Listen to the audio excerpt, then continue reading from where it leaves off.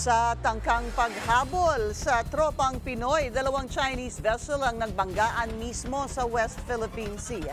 To the rescue naman ang Philippine Coast Guard sa kabila ng panibagong pambubuli ng Beijing. Yan ang agenda report ni Francis Folbe. May panibagong pambubuli ang China sa West Philippine Sea. Pero sa pagkakataong ito, ang dalawang barko ng Beijing mismo ang nagsalpukan. At ang hinabol nilang dalawang Pinoy vessel nakalusot.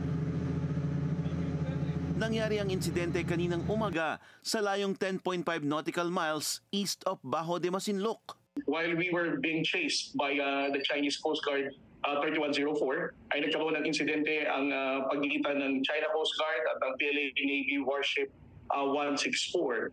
Sila mismo ang nagbanggaan at dahil dito na damage yung unahang parte ng barko ng China Coast Guard. Sa kabila nito, nag-alok pa rin ng tulong ang PCG sa tripulante ng CCG na posibleng nasaktan sa kolisyon. Itong incident na to, I hope it would already convince the Chinese government to adhere to the collision regulation.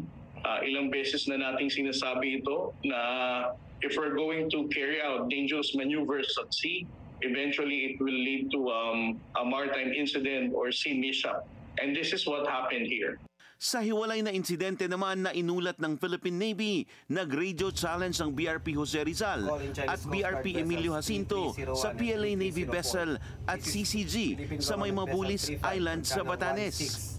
Hindi sumagot sa radio challenge ang mga barko ng China. Sa halip ay lumihis ng ruta ang mga ito.